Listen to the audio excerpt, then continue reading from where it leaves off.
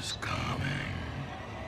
We're all eager to see what Evil Dead Burn brings to the franchise, but just when you thought the Evil Dead universe couldn't get any more unpredictable, longtime producer Rob Tapert just blew the doors wide open on what we can expect from the next installment, Evil Dead Wrath. Some massive details have just surfaced from new articles published today on Bloody Disgusting and Dead Central, giving us an incredible breakdown of what Rob Tapert has been teasing about this next installment, directed by Francis Galluppi. And trust me, this news points to a total departure for the franchise. We're talking a massive shift in the timeline, a brutal visual style throwback, and a battle with the ratings board that hasn't been seen since Sam Raimi's original 1981 classic. If you love Evil Dead as much as I do, hit that subscribe button because today I'm going to be breaking down everything revealed in these reports about Evil Dead Wrath. Let's get into this.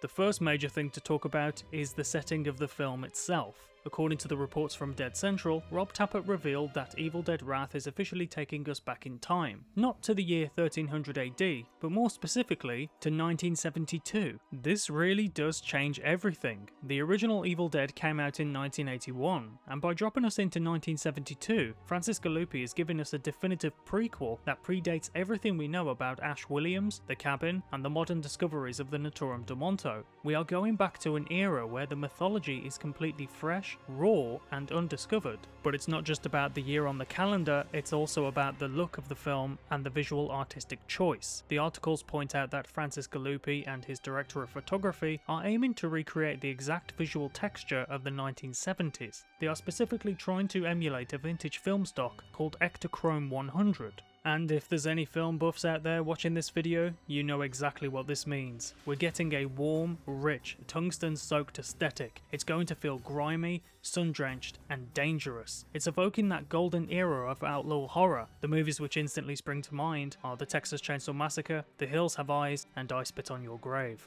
Rob Tapert explicitly stated that Evil Dead Wrath is going to be the franchise's toughest battle with the MPA ratings board since the very first movie. Now this doesn't really surprise me because we already know by now Evil Dead is famous for pushing boundaries, from cheese graters to literal oceans of blood. But as reported, Rob Tapert has teased that Evil Dead Wrath will introduce a lot of coming-of-age sexual hijinks into the mix. This on the other hand does surprise me because that's not a phrase you would ever expect to hear associated with an Evil Dead movie. But if you look at the 1972 setting, it all makes perfect sense. It's leaning directly into the tropes of 1970s exploitation cinema, but dropping Deadites right into the middle of it. I genuinely think what makes this even more fascinating is Francis Galluppi's directing choice. Rob Tapert has compared his style to Sebastian Vanecek's work on Evil Dead Burn, and while Burn is described as a chaotic, frantic handheld adrenaline rush, Francis Galluppi's style is being called Tarantino-esque and incredibly deliberate.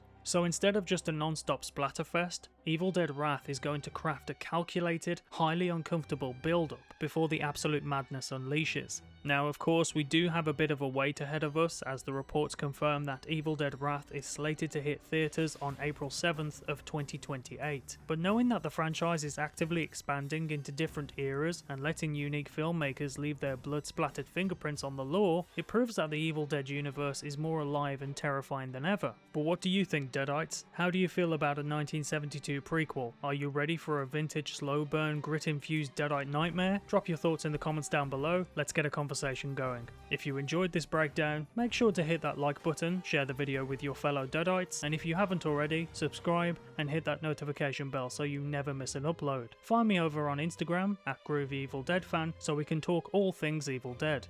Thank you for watching, I'll see you in the next video, and as always, stay groovy.